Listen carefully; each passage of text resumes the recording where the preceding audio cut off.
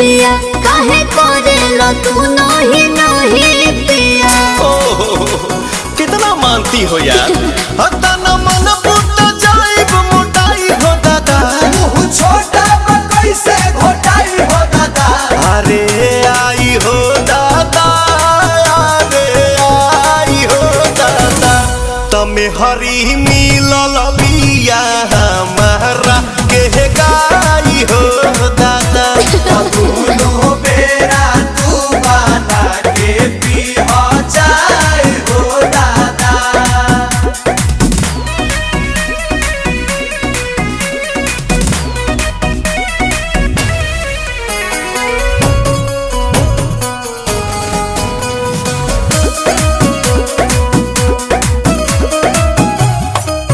मिलत खीरे बाहो पनीरे बाहो, ऐसन वाइफ से लाइफ अमीरे बाहो। भगवान के लिखल तो कदीरे बाहो। बोला बोला का कोई बोए सैया ले आई नमकीन के मिठाइया। छोला चटनी भी तहर चुमा लगेला मिठाई हो दादा। भौजी फेर भइला सब हलवाई हो दादा। अरे आई हो दादा, अरे आई हो दादा।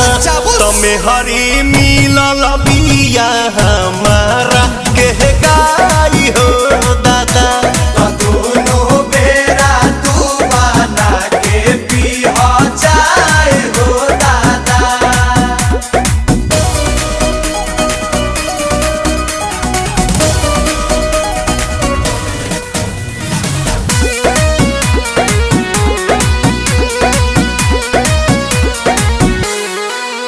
मने आंसू के हो प्रियांशु के हो, ई तो जान ही पवन बेआसू के हो। रोजे गोड़वा दबावे सासू के हो। पिया आई था कौन बने गवा लगाई दी दिल गमकौआ। अच्छा हाजी बेलू मोहरत के दौरत भगाई हो दादा। हर बोलिए लगेला दवाई हो दादा। अरे आई हो दादा, अरे आई हो दादा।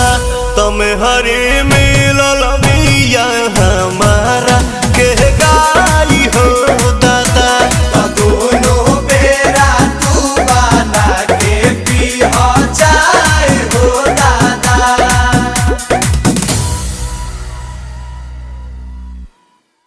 अरे आई हो दादा, अरे आई हो दादा।